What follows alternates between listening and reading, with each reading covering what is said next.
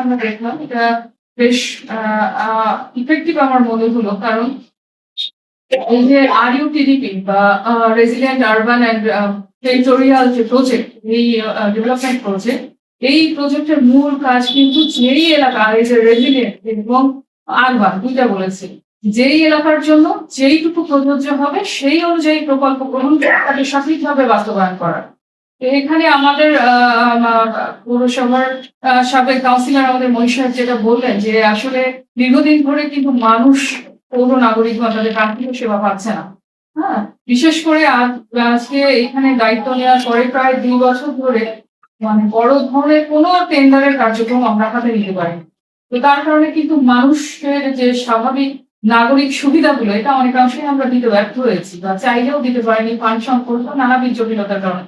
তো আস্তে আস্তে করে যখন একজন স্টেবল সরকার আমাদের এখানে দায়িত্ব নিয়েছে বাংলাদেশে, তখন কিন্তু একটু 1 বছর সরকারকে একটু সময় দিলেই কিন্তু আমরা আস্তে আস্তে পরিবর্তন লক্ষ্য করতে পারবো। আমরা কিন্তু দেখছি যে আমাদের সবার আগে বাংলাদেশ এই প্রতিপাদ্যকে সামনে নিয়ে আমাদের বর্তমান সরকার যে নির্বাচনী ইশতেহার 2026 দিয়েছে বা প্রণয়ন করেছে, সেখানে কিন্তু যে 15-16টা স্ট্যান্ডার্ড বা পরিমাপক নির্ধারণ করা হয়েছে, সেখানে কিন্তু সকল জায়গায় সমগুরুত্ব দেওয়ার কথা বলা হয়েছে।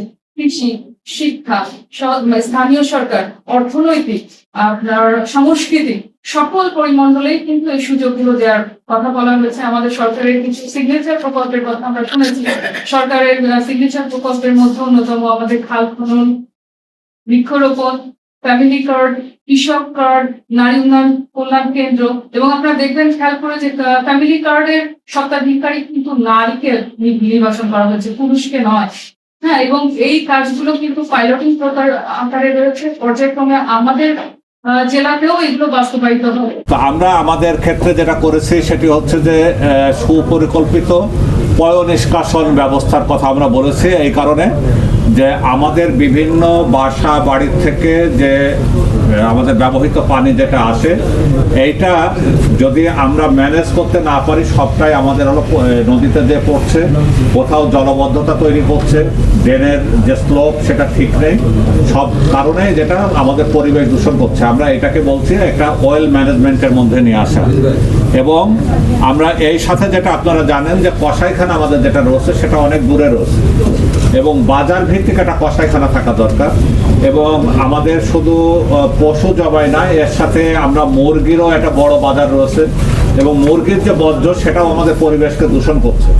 বাজার ভিত্তিক যদি এই কসাইখানা হয়, তাহলে পরে আমার মনে হয় যে এই যে বর্জ্য ব্যবস্থাপনা বা আমাদের পরিবেশ দূষণকে আমরা অনেকটাই রোধ করতে পারবো।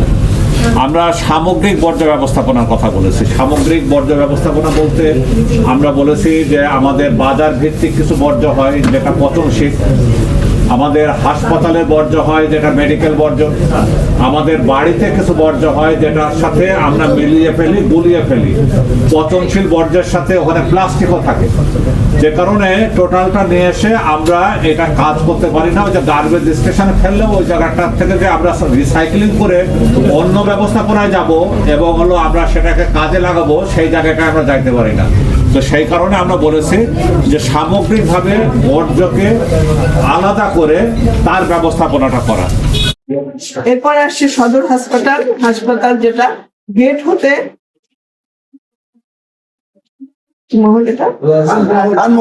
খানমহল পর্যন্ত ড্রেন ও রাস্তা নির্মাণ, এটা খুব প্রয়োজন, এটা খুবই প্রয়োজন। এখানে খুব সমস্যা হয় জনগণের। তারপরে আসছে আরেকটা রাস্তা, আমরা পৌরসভার ভিতর থেকে যেটা দেখেছি যে সাত্তার উকিলের পুরাতন আমরা সাত্তার উকিল বলি আর কি। হ্যাঁ, সাত্তার উকিলের বাড়ি হতে এখানে আছে গুলশান পাড়া পর্যন্ত, এখানে রাস্তা এবং ড্রেন, রাস্তাটা খুবই খারাপ অবস্থায় আছে এবং ড্রেনটাও এখানে নেই।